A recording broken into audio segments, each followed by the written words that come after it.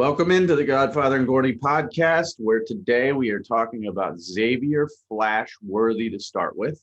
You don't know who that is, 2021 four-star kid. Could have been a five-star had we seen more of them. Obviously they shut down our West Coast camp. It wasn't that. I mean, they shut down a lot of West Coast events. Let's put it this way. So you weren't able to get eyes on him that much. And then, of course, the season was postponed, and he tried to enroll early at Michigan. So a full year, just like Emeka Egbuka and some others, no evaluation on him. Fast as heck, came down to Michigan and Alabama. Now he's gotten out of his letter. So I talked to a couple of transfer kids from Michigan, and one of them specifically in the same position group. And I asked about Xavier, and he said, no, I think he's staying. I think he's okay. But what happened was he tried to enroll early, wasn't accepted early. What I heard is on him. I mean, he was late with the paperwork, and Michigan Academics was not going to give him a chance to slide. And at that point, he decided that he wanted to go to Texas, which is where I think he ends up, because Sark was at Alabama when he was being recruited. So your thoughts on this kid? Go. Yeah, he was a kid that obviously had emerged sort of late as a junior. He was like 145, 50 pounds. And like, is that just a really good high school kid? I really wanted to see him at the All-American Bowl in San Antonio, where it was all primed up for that, but then it was shut down. And so I thought that's where he could have even emerged more as a five-star candidate. I hate comparisons like this, but a lot of people were saying Devonta Smith, kind of an undersized, really fast receiver, gets open against everybody. Awesome film. Fresno competition is solid, but not outstanding. So we wanted to see him on a national level. And then his recruitment kind of was really boring until right in the end. Michigan, Alabama. He had taken that late Alabama visit, if you remember. And it was like, when you take a late Alabama visit, you usually flip and it was all done. But he decided to stick with Michigan.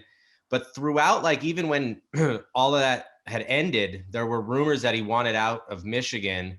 I had asked him multiple times about it, and he denied it every time. I mean, obviously, he wasn't going to tell me flat out. But and then Sark goes to Texas, and then all of a sudden, all this Texas talk started up. So there was definitely some paperwork issues with him getting in. Obviously, he was unhappy about that. I don't know how it was handled on the Michigan side, but ever since this kid sent his paperwork into Michigan, or even really committed to Michigan, it seemed like he was looking for a way out in some ways. So I think Texas is the huge beneficiary here. I don't know who else is going to be involved. I think I heard Georgia this morning. We'll see if Alabama tries. We'll see if some of the West Coast schools try to get him back home. But I think Texas is in a very good position here. Yeah, and he was extremely close to fellow Michigan commitment Cristian Dixon from California. And their moms were always, tweeting back and forth to each other. And there was clearly a bond there family-wise. So when he did visit Alabama, I picked Michigan to retain him because of that factor. But now I'm a little bit surprised. And it's just another kick in the cojones for Michigan. I was on the Fort, or Wolverine.com Michigan message board, asking a question about I forget even what it was about, but it was essentially asking if a certain player was going to break out or get national attention and all this stuff. And Staxton Hill was having a great spring, and is a safety and elite one at that. He was a five-star kid, and they all said, no, we're going to suck too much this year for anyone to get attention, and no, our team's going to be horrible. And this is the lowest I've heard Michigan fans during the Harbaugh era, and now this kid leaves. I think he's going to end up at Texas. Now I got a few feelers out. Again, I don't know if he's yours or mine. I don't know. I'm doing something on Fact or Fiction for tomorrow, so leave him alone. But okay, he signed his LOI and got out of it. So that is like, I don't know who handles it. Dylan Brooks obviously did the same thing, heading to Auburn, and a few others this year. Do you think this is a trend? Well, it certainly looks like it's becoming one, as the NCAA allows this flexibility of out of LOIs. And those situations were a little different. We were talking Dylan Brooks and Cody Brown and the Tennessee situation and all those kinds of things. I think with the early signing period, it will become more of a trend as we see when coaches get fired and coaches move and all those kinds of things. Yeah, I definitely think there's potential for a trend here in terms of I signed my LOI. Hold on, I'm writing down what I'm talking about. I signed my LOI. That doesn't matter anymore. I want out because there was a coaching change, and the NCAA is not going to say no to me. So it's happened before. There's precedent, whether it's a coaching change or an academic paperwork issue. Worthy seems like really like not either really. I mean, he had his paperwork figured out and there wasn't many coaching changes. So, I mean, if you talk about Matt Dudek leaving as your recruiting coordinator at Mississippi State as reason why you should be let out, that's interesting. So I do think it will happen more, just like there have been so many different trends that have been going on. But in terms of Michigan, I mean, they're talking about getting faster and spreading out the field and throwing the ball all around. Now they lose Giles Jackson and they lose Xavier Worthy. That hurts them big time, I think. Yeah, and you know, they're starting to be more aggressive in recruiting, and you know, they were an old staff that's become a young staff, and you know, until they win on the football field, they're not going to be able to keep kids like this, because you look at the schools that he's thinking about going to, which again, Texas, because of his connection with Sark and the way Sark utilized the wide receivers in the Alabama offense makes them the favorite to me, and they're not a national power at this point in time. I mean, obviously there's a lot of expectations, but there were with Charlie Strong and there were with Tom Herman. But, you know, Alabama's probably going to be interested, but I heard they don't have any scholarship spots anyways. And that's including Henry Tioto. USC. Now they're kind of deep at wide receiver. But I think they would be interesting to watch as well here, just to see if he does want to go back home. Oklahoma recruits California well, so it's going to be one of those things where you just watch who lines up for him. And I think, you know, this is going to be a great get for Texas. So Michigan is a dumpster fire of a program right now. Let's rank our top 5 dumpster fires for Power 5 programs that we expect more of.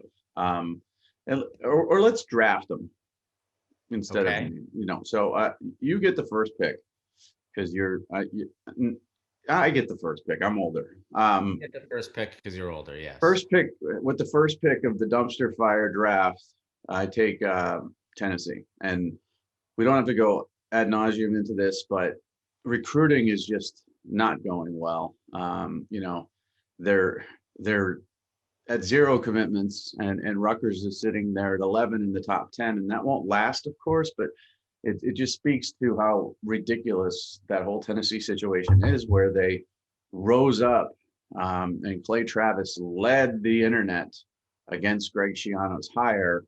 And, you know, he was hired essentially, and then it didn't go through because of the Twitter world involves Twitter.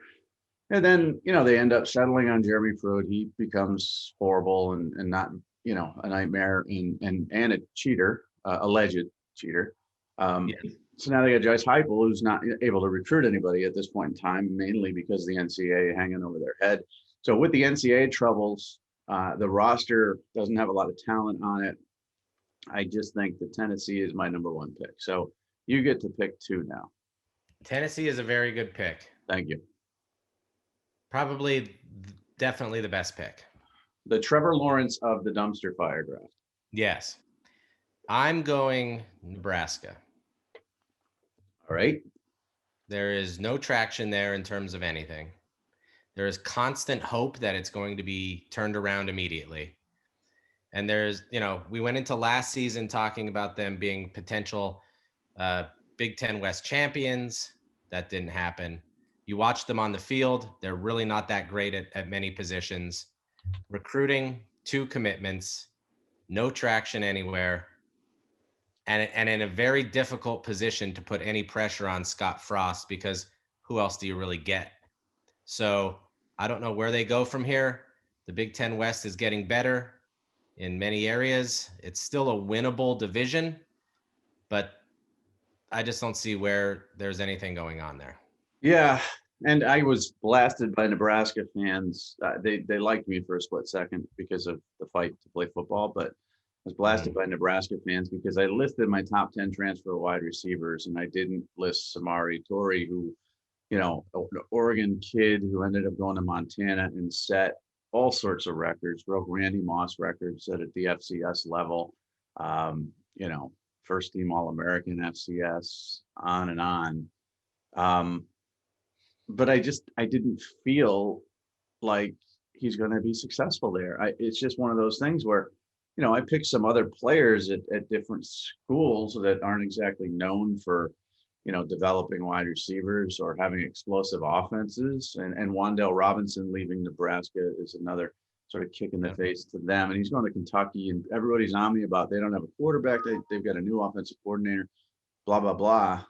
And I just feel that Wan'Dale Robinson has shown he could be effective at the Power 5 level, and Torrey is not. And, again, I guess I'm tired of hearing Adrian Martinez looks good in the spring.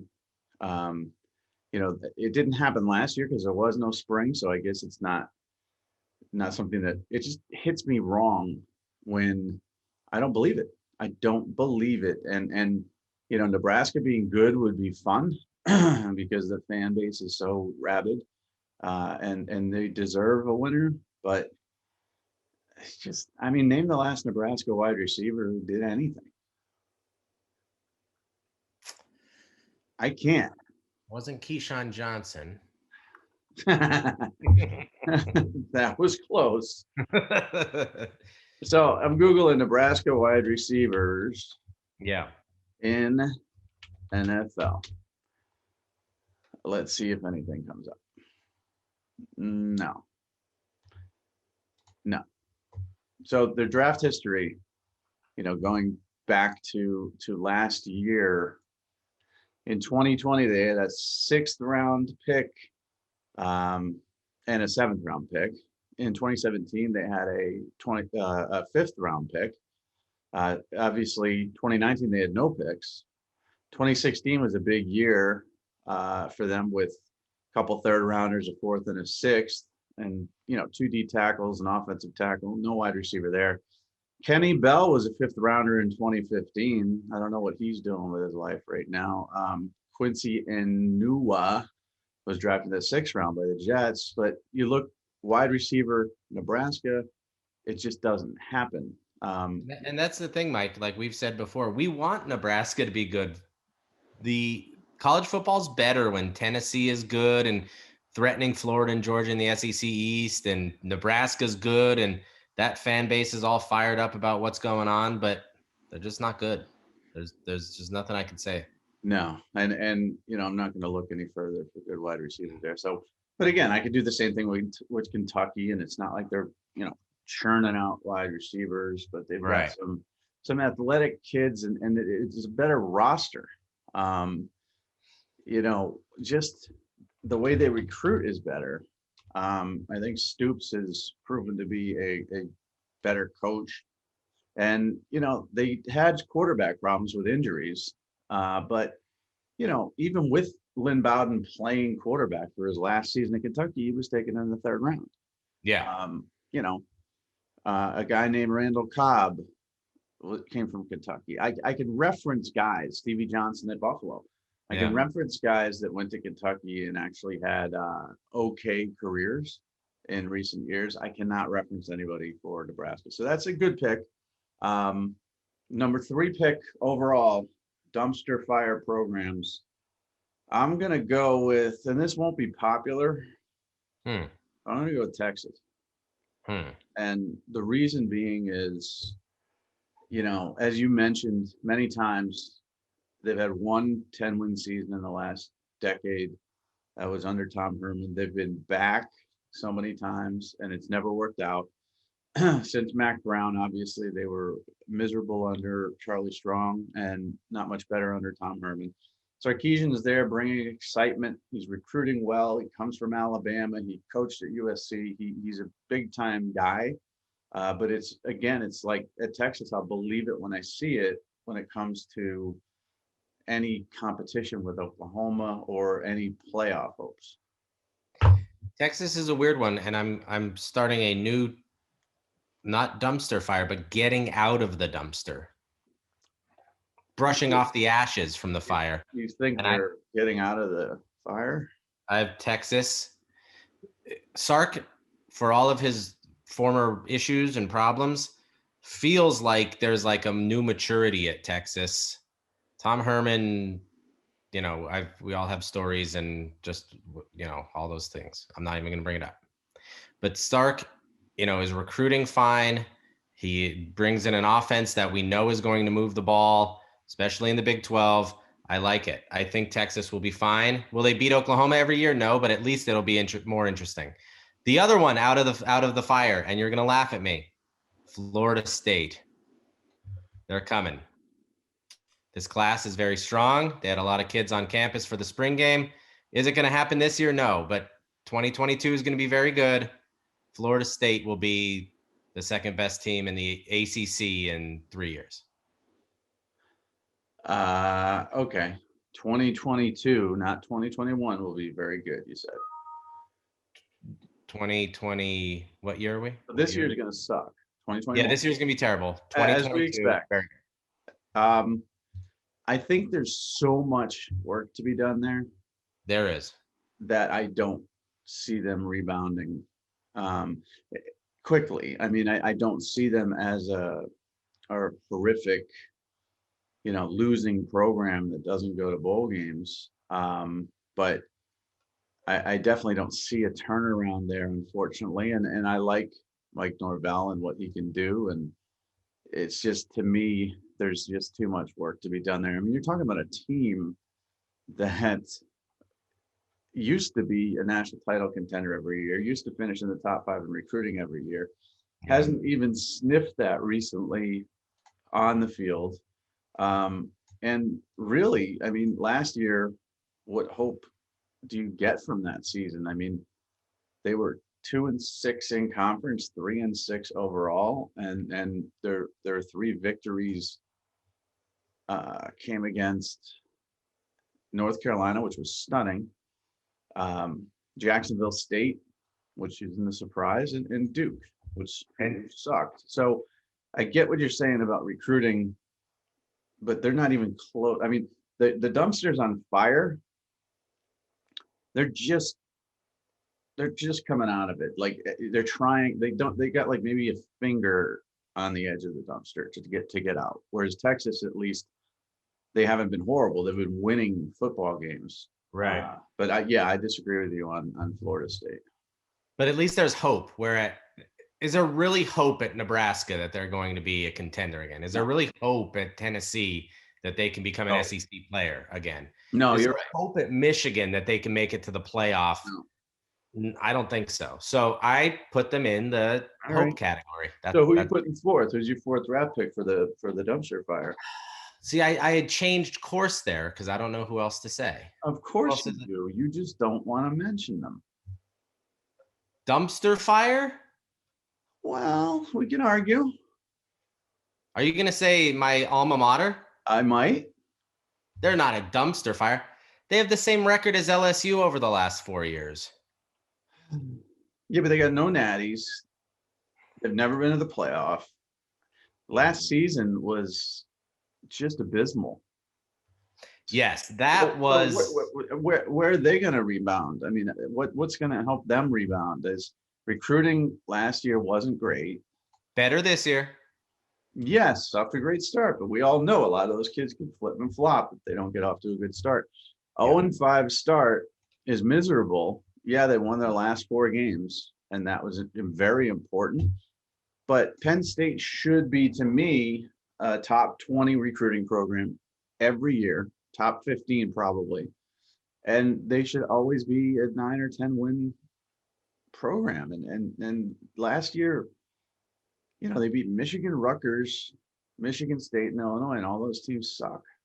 It was embarrassing last year because, first of all, the Indiana game was a joke. That guy didn't score.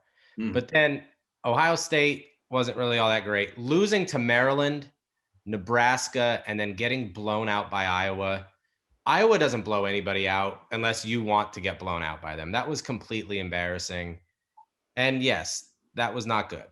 But dumpster fire, come Yeah, on. no, you're right. I mean, it's one season, and they lost 2 games the year before, one to Ohio State and one to Minnesota, who was actually pretty good. So Yeah. I won't put them in the dumpster fire category. It's such a big program Yeah. that you expect more, and when they do have a really bad season like that, it's just extremely disappointing. So how about USC? Can I draft them? I think you might, yeah, I think you probably could draft USC. And here's why. Recruiting in the best year in a decade, they didn't get any of those guys.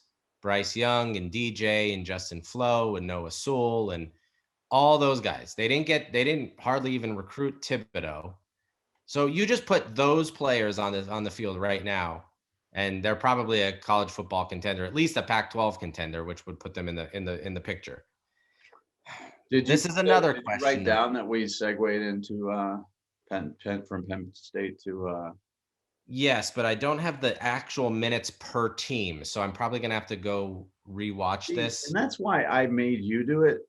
No offense. It's 'Cause impossible to do. But listen, I download it and send it to them, and I set up the Zoom, and you don't know how to record on Zoom, and so Yes, I do.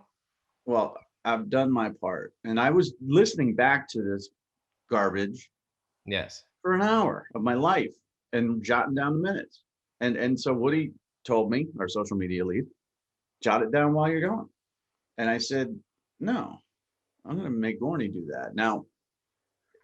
I know you don't like it any more than I do, but I did it for over a year. So it's your turn now, but you may have to listen back to this awfulness to write down the minutes. So I just wanted to And here's remind the you. question I brought up to our social media lead this weekend is he listens to a lot of podcasts. He always talks about it. Everyone does, I think. Do you ever hear anybody on any of those podcasts go writing things down and saying what minute of which thing is on and what we're talking about? There's a conversational flow and like you have to think about things. And here I am refreshing my phone every 30 seconds because it locks because I can't get to the timer, the stopwatch won't stay up. Now I'm writing things. 21 minutes, we talked about USC.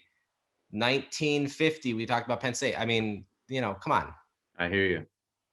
It's a struggle, It is a struggle. but listen, we're putting our best foot forward here, and everybody has to step up and do additional work. So we thank you for doing that, Gorney. But USC, back to USC, listen, they were 5-1 last season overall. Short season. It's not like they're losing badly, Right. but based on the expectations that I have for them, not only with recruiting, I mean, 8-5 the year before wasn't good. No. I expect them to be better, and everybody hates their coach. The fans hate Clay Helton. Period. That they're not behind him. They want him gone. They've wanted him gone for a few years. That is part of a dumpster fire. Well, I think it's more of a dumpster fire from the administration and the fan base in this sense. They could have had Ed Orgeron as their coach, but they didn't like the way he talked. So they didn't hire him. They hire Clay Helton, who's pretty much the nicest person and human being in the sport, and they don't like him. So they have expectation. They have the Urban Meyer expectation that like Urban Meyer is going to come coach at USC, and that's just not reality now. So stick with Clay Helton. He has to refocus in recruiting. Dante Williams is a great recruiter. NIL stuff is coming into play. That's going to help USC in a big way, I think. Dumpster fire is a little harsh, but certainly not meeting expectations. That's for sure. All right. So that's my fourth pick. Pick the last one, number 5. Can we say Michigan, or has Michigan already been addressed? We said Michigan. So I picked Michigan first. Then I picked Tennessee first. Who did you pick second? Nebraska. All right. And then I picked, did I just pick my second one? Michigan's in play. So no, I'm going to take Michigan over USC. Michigan's third. Then maybe I put USC fourth. And I don't know. I mean, does Miami count? Does Miami count? Does Baylor count? Oh, I had Texas. I picked Texas. Yeah. So yeah, I picked Texas. So you picked Michigan, and then Baylor doesn't count. No, there's no Baylor tradition doesn't count. there. I mean, they did solid when Bryles was letting Animal House occur on campus, and Matt Rule's a genius coach. He turned them around, and they had a couple good years. But no. There's no tradition there. Does Miami, South Carolina count? no, they've never been good. I mean, they won the SEC once, SEC East once under Spurrier. Um, I mean, yeah, they're a dumpster fire, but based on expectations, I don't think so. Does UCLA count? No, because they never win anything. Well, then who counts? Who else is a dumpster fire? Miami. Yeah. I mean, yeah, last year they went 8-3. It's not dumpster fire like, right? Right.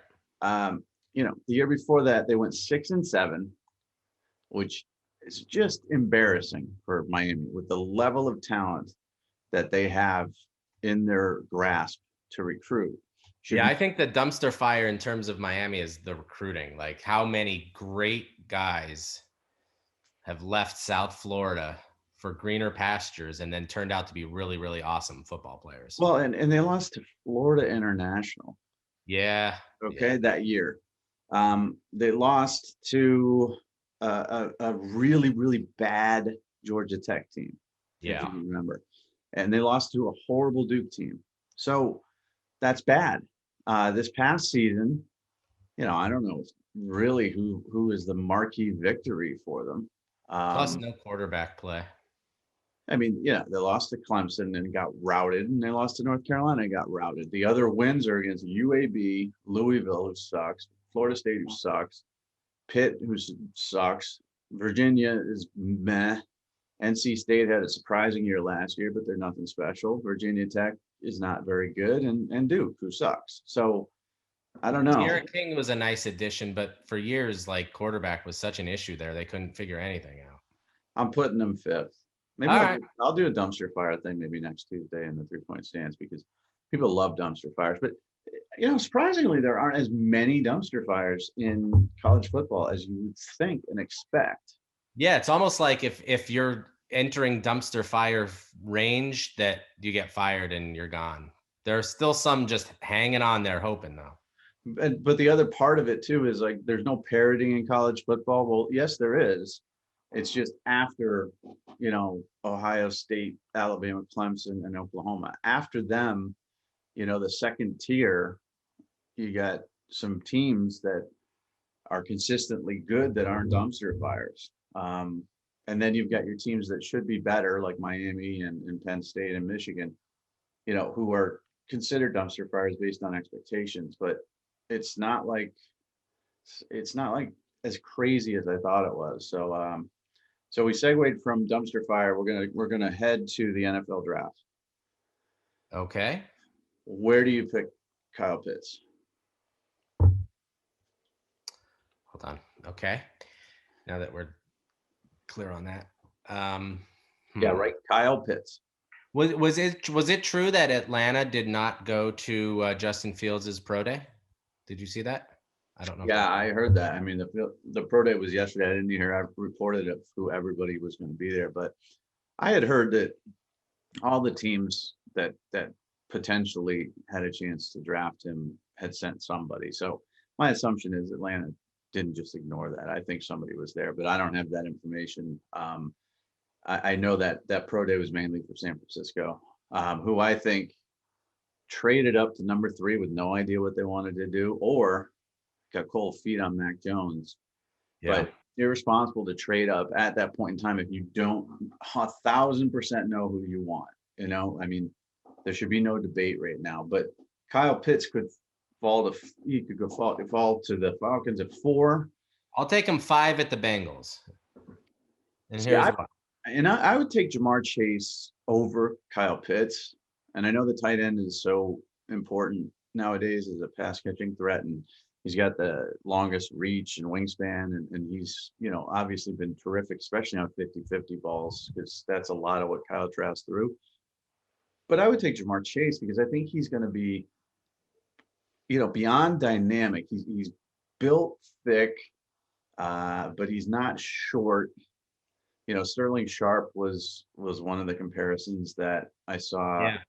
Yeah. The draft experts making. I think he could be like Julio Jones. I mean, just a big physical receiver that you're going to get overpowered by when he's trying to get the football, but the athleticism is off the charts where he can just outrun you. So if I were to take somebody at 4, first of all, the Falcons should probably trade down, but take Jamar Chase. Then you've got the Bengals, who I think should take Penei Sewell. Hold on. Is it too simplistic? Is this too simplistic to say that Joe Burrow's offensive line is so bad that you'd rather Kyle Pitts because you can get him in short yardage passing situations where Jamar Chase would take too long to run down the field and Burrow's just going to get smashed? No. Did you see that somebody put up a nice graphic? I think it's called a meme. Don't mind me. I'm a little slow today. The memes showed Joe Burrow completing a pass downfield to anybody with Penei Sewell blocking. Yeah. And then it showed Jamar Chase downfield with the current offensive line and Joe Burrow on his back. Yeah, exactly. And it was like, that's the way it is. I mean, they need to invest. There's going to be freaky wide receivers most every year. This is a very deep wide receiver year. You can get someone in the 3rd round that's of value. I think you got to protect your guy, especially coming off an injury, and get Penei Sewell. But, there's been talk of obviously getting a weapon for Joe Burrow. And if Jamar Chase is there, that would be intriguing because they click so well together at LSU. But this is the weirdest, not the weirdest, but just one of the dumbest drafts. I think the combine not being held really just threw everybody. They don't know what to do. You trade up at number 3 and you're beyond confused as to what to do. You're all in on Mac Jones and you fly down there and he has a very average pro day. And they San Francisco put themselves in such a bad position. If they take Mac Jones and he stinks, they're dead. Yes. I mean, just dead. If they take Justin Fields over Mac Jones and he doesn't play well, they're dead because they initially traded up clearly with the idea of picking Mac Jones because they skipped Justin Fields' first, pro day. If they take a position guy, and let's say they take, Penei Sewell at 3 and shock everybody, or let's say they take Jamar Chase or Kyle Pitts, even though they got George Kittle, then you're dead too, because then you got Jimmy Garoppolo as your quarterback. So it's almost no win. Who knows he's not wanted there? Yeah. Right. It's 10% win at that 3rd pick. And these are guys that, kind of volunteered some assets to get up there to number 3, and they're going to pay the price for it. It's like jumping in line, like when you're parachuting, right? Why get up to 3 when, you could still have your chute not open at 8 and die? Well, here's my thing too. Like Zach Wilson at number 2, or, what does Zach Wilson give the Jets that Sam Darnold didn't give them in such a big quantity that you have to, trade Darnold to get this pick, and now you're going to take him and all that kind of stuff. It's just, I don't know. There seemed to be a lot of I don't know if it's overthinking because there wasn't a combine or just kind of reckless decision-making. Mac Jones at number 3. Very quality college quarterback. Is this the guy that you want to run your offense for the next 10 years?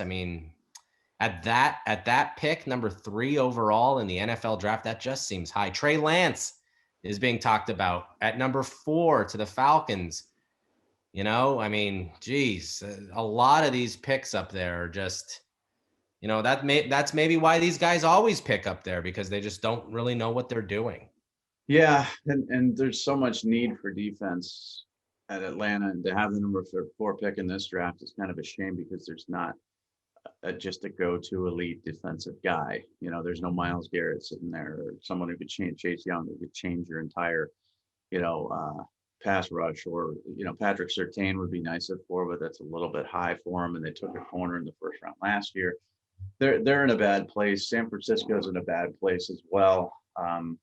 Zach Wilson's personality and cockiness, I think, is what they're drawn to, which scares me and Mahomes scared me too because of a lot of the off-platform stuff that scouts rave about these days. He made some plays at Texas Tech that, I was just like, man, this is not going to fly in the NFL. And that's why when they traded up to number 10, I thought it was for Deshaun Watson. And I tweeted that this was the dumbest pick of the draft because he improvises too much, and then he went on to set records and win a Super Bowl. But I will ask this question. Let's say they traded up and they picked Deshaun Watson and the Texans ended up with Mahomes. Is Patrick Mahomes on the Texans? Well, yeah, that's kind of what I was going to say. Patrick Mahomes is obviously very talented and one of the best quarterbacks in the NFL, and will probably be a Hall of Famer. But if he doesn't go to a team with Travis Kelce and Tyreek Hill and Sammy Watkins, and now an incredibly innovative play caller, and running backs and an offensive line and all those kinds of things, I mean, Zach Wilson might be the next Patrick Mahomes. We may never know, because name 3 Jets receivers, he's going to be throwing to nobody and they're going to get smashed. And 3 years from now, everybody's going to hate Zach Wilson, just like they ended up hating Sam Darnold. And Zach Wilson's going to be walking into his house celebrating that he got traded, just like Sam Darnold did. So the geniuses of this draft, yes, are the Miami Dolphins. Okay, they've got the 18th pick. They obviously traded with San Francisco, and then they traded with Philadelphia, and now they're sitting at number 6. And their needs are clearly playmakers for Tua, because they're married to Tua for the next 4 years. And I don't think he's going to be very good, but let's make it easier on him and actually get him some wide receivers or a tight end, because he really doesn't have that many weapons. So somebody is going to fall to them at 6 that is going to be a tremendous value. Let's say, San Fran's got to take a quarterback. Yeah, especially as all these quarterbacks come off 1 through 4, possibly. They have the best pick of the draft, maybe. Yeah, so let's say Atlanta doesn't go quarterback and they go Pitts. And let's say Cincinnati says Jamar Chase. The worst thing in the world would not be to take, Penei Sewell, because their offensive line stinks. Or you can still get Devonta Smith or Jaylen Waddle at 6 if you want. But if Atlanta or Cincinnati decide to go, quarterback Atlanta and O-line Cincinnati, you get your choice between Pitts and Jamar Chase, which is amazing. Yeah. And it's flabbergasting to me that Philadelphia,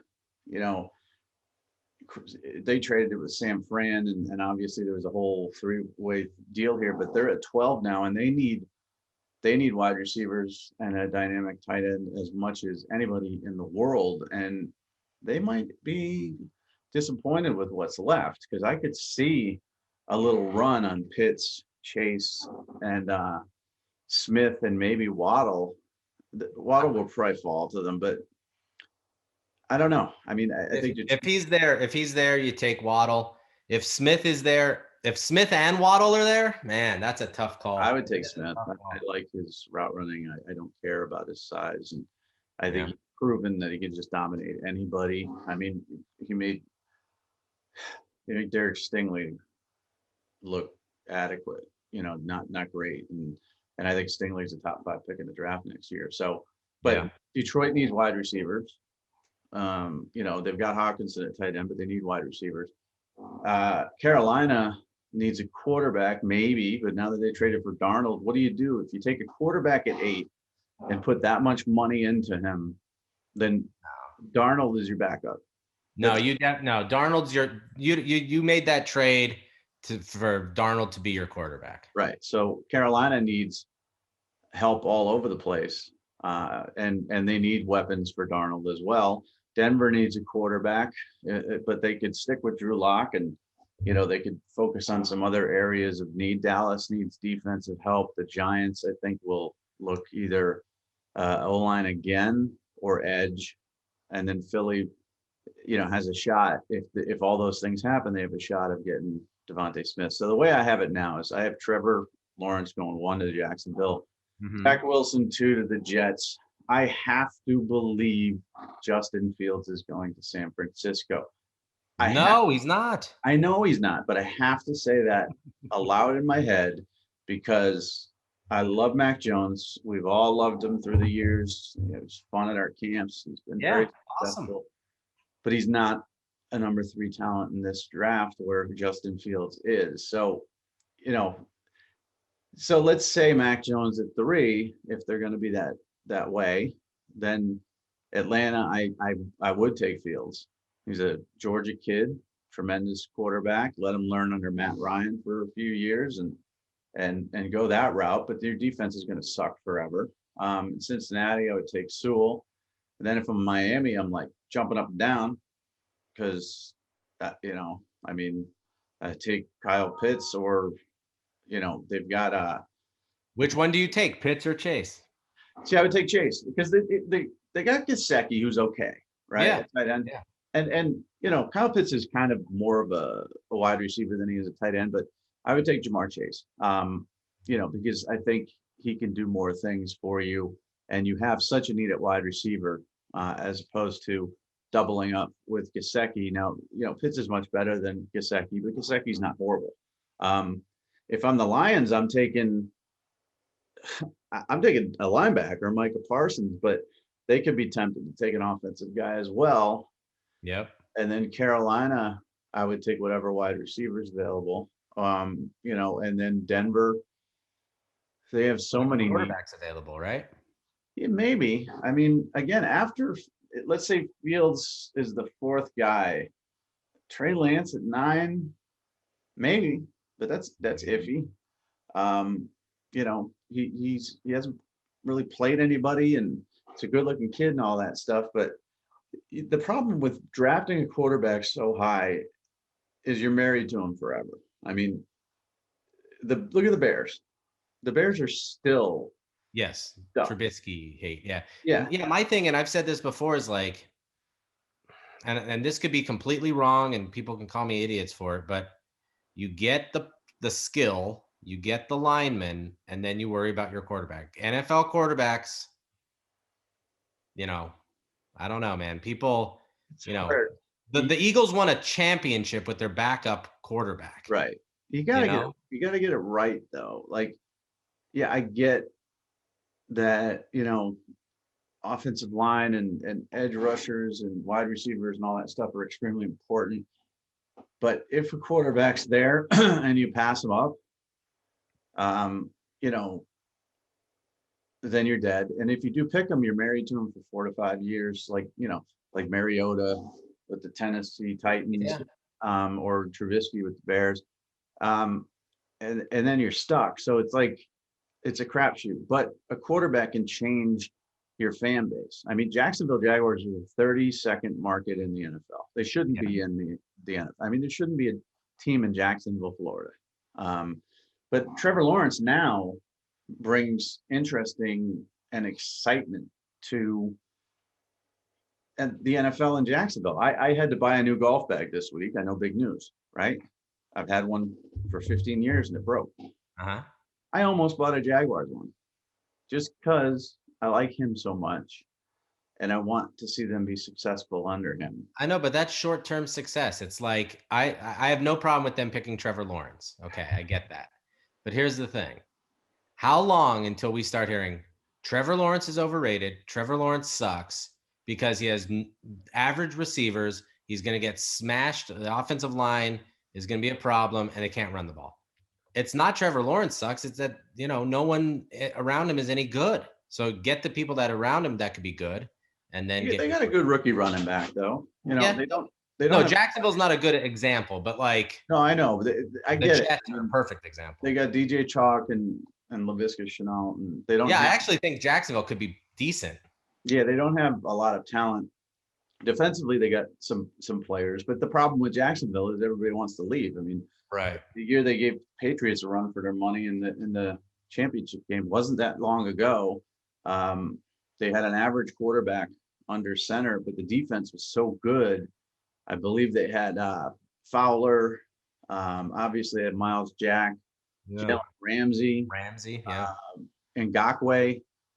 You know, That was uh, a fun team. yeah, but those guys are gone.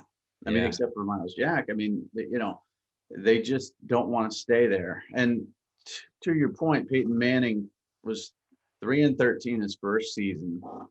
He threw 28 picks and 26 TDs, and everybody said he's a bust, he sucks. And this was before the true bust sucks Right. ridiculousness of social media. I mean, this was 1998, where that was something that was said around water coolers and in articles. Trevor Lawrence throws 28 picks and 26 TDs as a rookie. He's also going to be ostracized and destroyed Yep. on social media with every interception. The following year, Manning went 13-3 and threw 26 TDs and 15 picks. And then from there, he never threw obviously more interceptions than he did touchdowns, even close. But he looked bad because his team was bad. Mhm. But they got good quick. And I think, Jacksonville could be that way as well with Lawrence. And, if he does turn out to be the talent we expect him to, it will help them in free agency because people will actually be interested in going to Jacksonville as, an offensive player. Whereas now, they can't really draw free agents because why would anybody want to go there? So he's going to be interesting, but the draft itself right now, I haven't done a mock yet. I got to do a mock. I didn't do a mock because we didn't have the combine. So I waited for all the pro days to be done. And, Fields pro day was yesterday. And it's just been so spread out that I finally got to do a mock, and I have no idea how to mock this. No idea.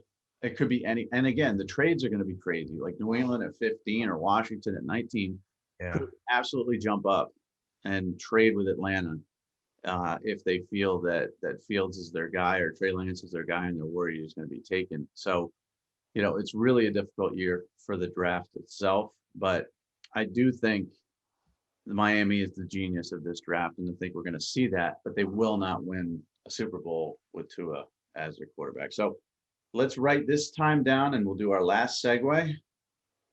One more. Remember when we said we were going to keep these shorter? How far are we in? We are 47 minutes. Wow, forget it then. Let me tell you what's new in my life. Hold on. Okay. That's something I'm going to share with you, except for other than the new golf bag.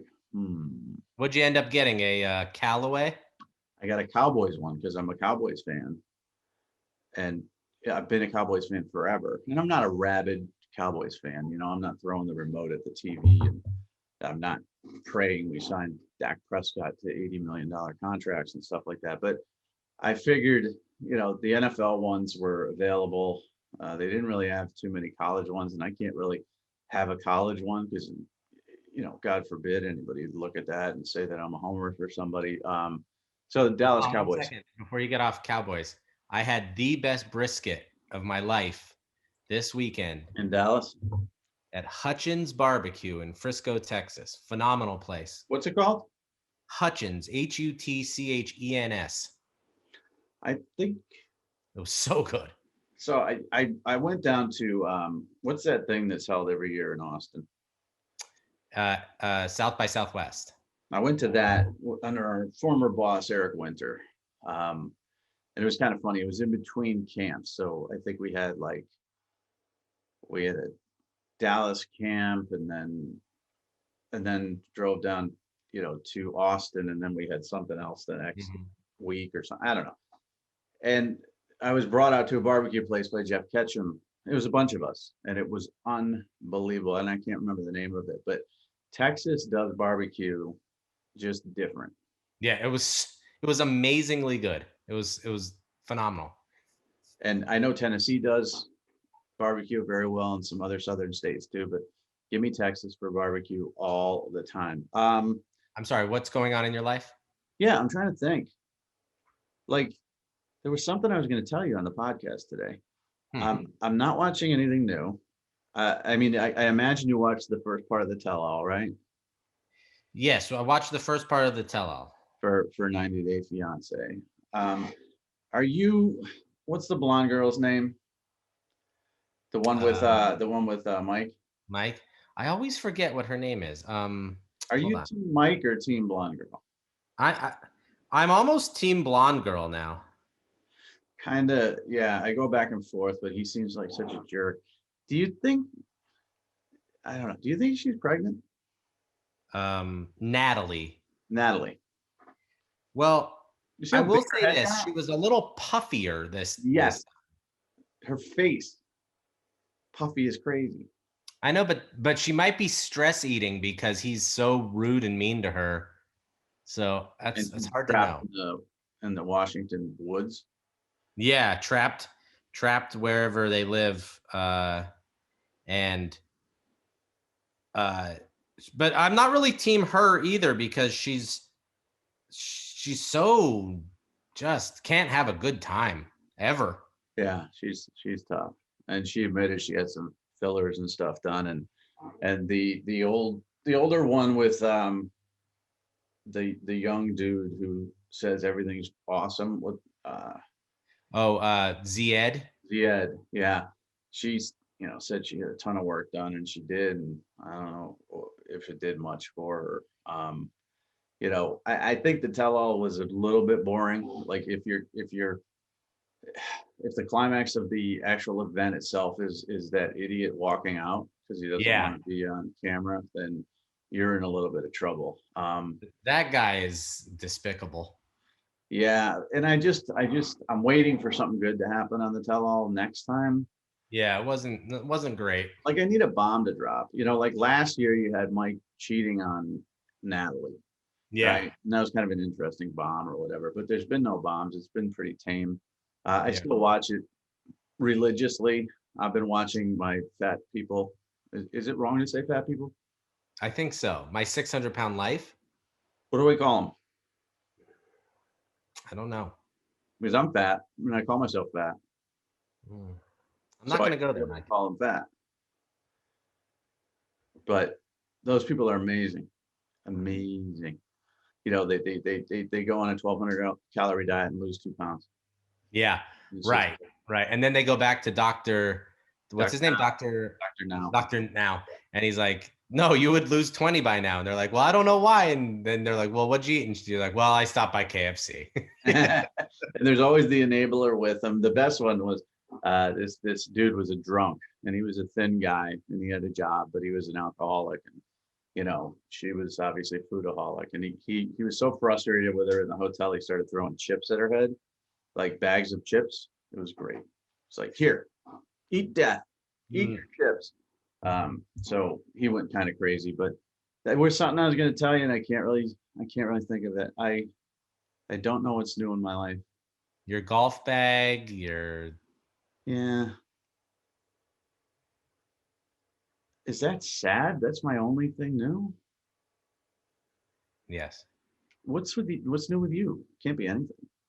nothing. My wife is having a baby in a month and a half. Yeah, and how old is your daughter with the birthday party? She just turned 4. I'm looking for your card in the mail any day. Okay. Yeah, it's in U.S. Postal Service, so good luck. Just But you're 4. not going to the Miami camp because of her birthday. She's never ever going to remember this birthday, right?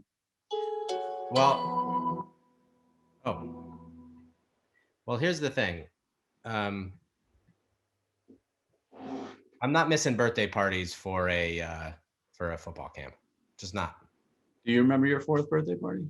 No, I don't. I probably didn't have one. That's why. My dad probably was out of town. Latchkey kid, huh? Yeah. All right, But time to wrap this up. yeah, no, but listen, back to the birthday party thing. It's like you almost might as well not even have it. There's gonna be zero recollection that she has of her fourth birthday party. Deep down somewhere in the cerebral cortex, she's going to remember this and one day be nice to me about it. I don't know. You're gonna have to show her pictures and say how nice you were to her. For $400, I'm betting that she remembers it. $400? Well, that's what the cost of bringing a Belle character to your fourth birthday party What's is. Belle? From Beauty and the Beast. Oh my God. Why don't you just dress up as Belle? That's only in my private hours. Gotta talk to your wife about that. All right, so clearly there's nothing new with me. I am a complete total loser. There's nothing new with Gorney. He is a No. complete total loser as well. Follow him at Adam Gorney. Follow me at Rivals Mike. That's on Twitter. Follow him at Adam Gorney on Instagram. I'm at Rivals Godfather, growing exponentially while you just tread water. Yeah. And then TikTok, I can't grow, but it's Rivals Godfather there too. So goodbye, everybody. I hope we didn't bore you with the last 10 minutes.